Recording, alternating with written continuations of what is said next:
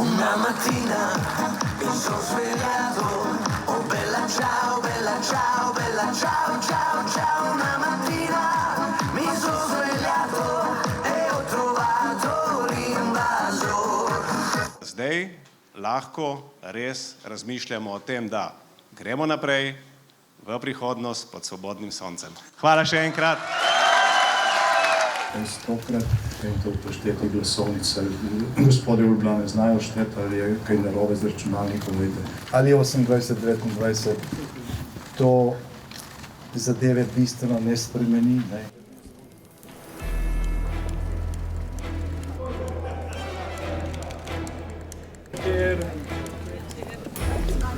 Težko sodeluješ s tistimi, s katerimi ne deliš podobnih vrednot in programa. Pa biti realen, ne. Koalicija je izgubila, mislim, da 13 glasov, ne. 13 poslank in poslancev. V eni fazi Slovenija bo morala roke si podati in sodelovati, ker to je edino, kar nas lahko prinese naprej. Tako je v življenju. Kdor z malim zadovoljen, ni velikega, ni vreden. Gospod Stevanovič, prišli ste v parlament, to je bil cilj.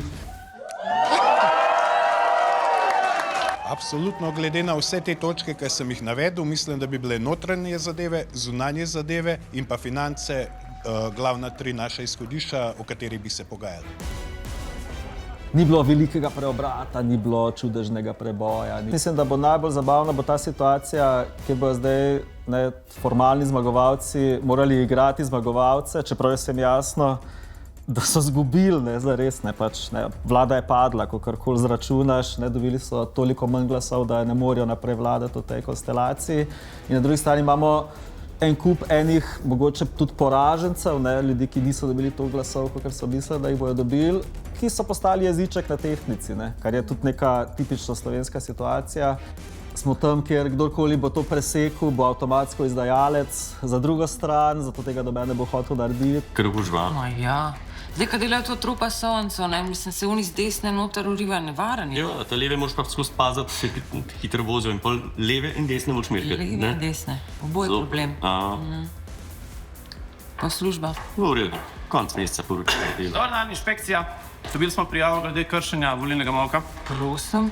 Zanimive stvari nas čakajo. Za nas satirike pa odlični časi. Ne, to je zdaj ta dvojnost, ne, ko si kot satirik, ne, pač najhujša satirika je super mirna delujoča vlada, ki dela za državljane, spoštljivo komunicira, ne, sprejema super ukrepe, pa mi nimamo kaj delati, ne. Mi rabimo to, ne. Mi rabimo situacijo. Predvsem zato, ker bodo imele pri sestavi vlade ključno besedo stranke, ki so v parlamentu nove. Levo-sredinska vlada, kot smo jo bili vajeni, ni več mogoča. Tako da matematično se zdi pravzaprav še najbolj možna neka sredinska koalicija, brez levice, kjer bi morale stranke seveda stopiti precejšnje korake nazaj od teh medsebojnih obtožb. Pri tem je ključno vprašanje za to, da bi ocenili, kakšna bo dejanska barva te koalicije, to, ali bo Svoboda v koalicijskih pogajanjih in potem pri delovanju vlade uspela ubraniti projekta krepitve javnega zdravstva in pa dolgotrajne oskrbe. Vprašanje zdravstva je pomembno tudi drugim strankam, od katerih bo odvisna sestava vlade.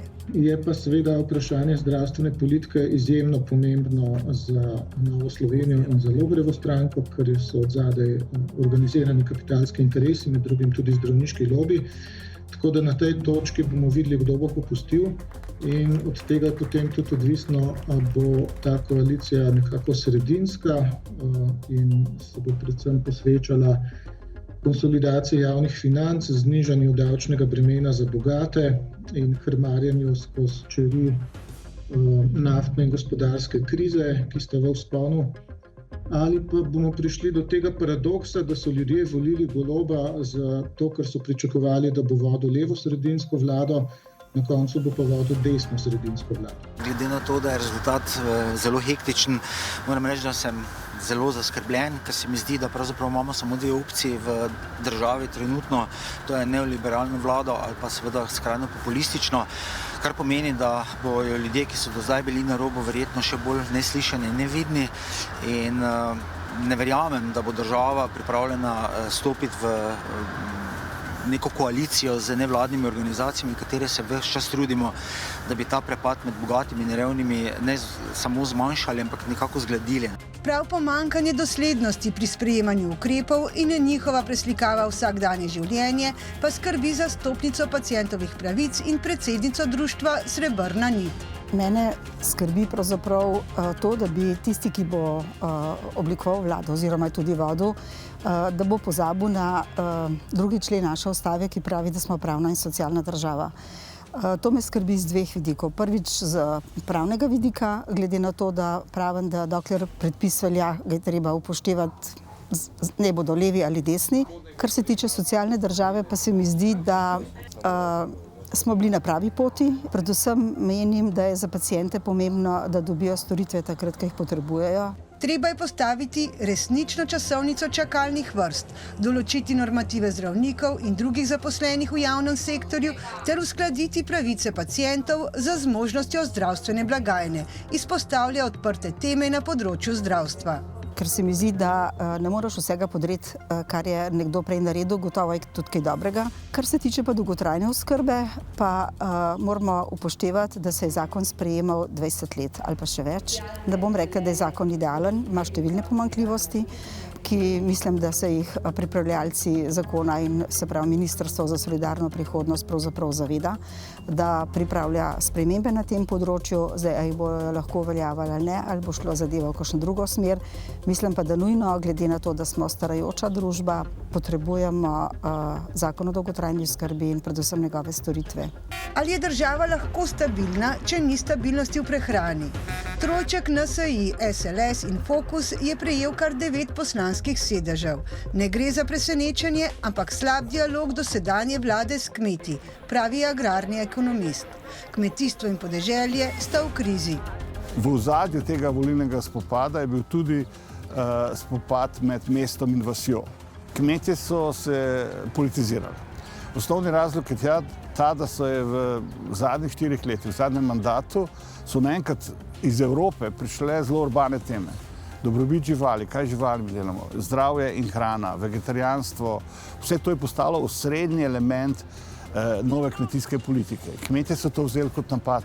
Potem so videli, da ne gre, danes nimamo normalnega dialoga med kmetijsko sceno in to vlado in seveda se je tudi ob tem, da so bili povabljeni, so se zelo močno angažirali oziroma stojijo za desnimi opcijami. V Sloveniji gospodinjstva za hrano porabijo okoli 15% svojega prihodka na leto. Lani smo zabeležili 4,5% podražitve, kar je številne že porinilo pod prag revščine. Naftna kriza se lahko zrcali tudi pri cenah in kvaliteti hrane. Zdaj imamo že v bistvu 4. v zadnjih 15 letih z vojno na Bližnjem vzhodu, ko hrana naenkrat je primarna tema ne samo zaradi inflacije, ampak tudi zaradi dostopa do hrane. Dejansko je, če bo vojna dolga, je naslednji korak prekinitev oskrbnih poti tudi pri hrani, višji stroški pri hrani, to, kar smo doživeli tako pri Ukrajini, kot tudi pri pandemiji. Torej, treba se poleg energetske varnosti ukvarjati tudi s prehransko. V Gibanju za podnebno pravičnost so skupaj z Umanotero pripravili analizo 15 političnih strank in njihov odnos do onesnaževanja oskrbe s hrano, prometa, energetike, podnebnih sprememb, pravičnega zelenega prehoda in odnosa do civilne družbe. Sestavljanje koalicije spremljajo zaskrbljeno. Super bi bilo, da v koalicijo najprej pridejo stranka Levica in Vesna, Socialni demokrati in Svoboda. Ker pa to ni dovolj za sestavo koalicije, bi bilo zadovoljivo, da se jim pridruži še stranka Anžeta Logarja Demokrati in NSI. Najslabši primer za okolje in torej načeloma tudi za ljudi bi pa bilo, da se v koalicijo prideta stranka SDS in Resnica, saj kažeta nenaklonjenosti okolju in zanikata podnebne spremembe. Podnebne spremembe se skozi dogajajo, vse to vsi vidimo. Ampak nismo pa tako arogantni, da bi mislili, da mi uravnavamo stvarstvo. CO2 pravite, da ne vpliva na okolje. Vpliva na okolje, gospa. Kako? Ne povzroča pa takih sprememb, kot se govori. Znova opozarjajo tudi na pomankanje prostora v študentskih domovih in slab javni prevoz. Danes je ena glavnih besed družba znanja. Češ, ampak tukaj ne gre za znanje, gre pravzaprav za zelo ekonomski termin.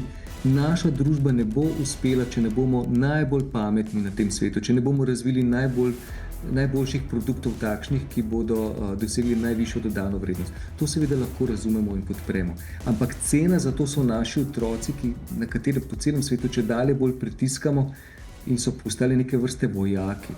Stroka pričakuje od politikov spremembe na področju šolstva. Kakšni poklici bodo potrebni čez 10 let, ko bodo današnji učenci stopili na trg delovne sile, je nemogoče napovedati. Danes so v stiski. Skoraj petina mladih, starih od 11 do 18 let, razmišlja o samomoru. Tisto, kar bi si jaz želel in tisti prvi signal, ki ga bodo poslali, je, da bodo izbrali ministra ali ministrico, ki bo oseba iz stroke, ki razume sodobne pedagoške pristope in ki to ni samo neka karierna stopnička ali nagrada za dosedanje delovanje. Ko zdaj poslušam stranke, katere ministrske resore si želijo, sem precej pesimističen. Šolstva, ki bi ga morali razumeti kot najbolj strateško naložbo v prihodnost, skoraj da ne omenjajo. Pred nami je obdobje, ko bomo čakali, kdo in kako bo zbral potrebnih 46 glasov, ter zrli v predsednico države, komu bodo delila mandat za sestavo vlade. V čemer pa je tudi nekaj optimizma, poudarja satirik Igor Bračič. Nekaj časa ne bomo skratka imeli vlade. Zdaj, če se spomnimo, mislim, da je bila Danska pred leti ena najbolj uspešnih držav v EU, ravno tistih 350 dni, ko je bila brez vlade. Tako da mogoče v vsem tem, kar se dogaja, je vsaj mogoče ta pozitiven aspekt za nas Slovence, da v tem času, ko se bo zdaj oni menili, kdo je ta glaven, bo nekaj časa država laufala po domače sama od sebe, brez velikih pretresov, tako da ni vse tako grozno, ni vse tako črno in na koncu se bojo mogli nekaj zmeniti.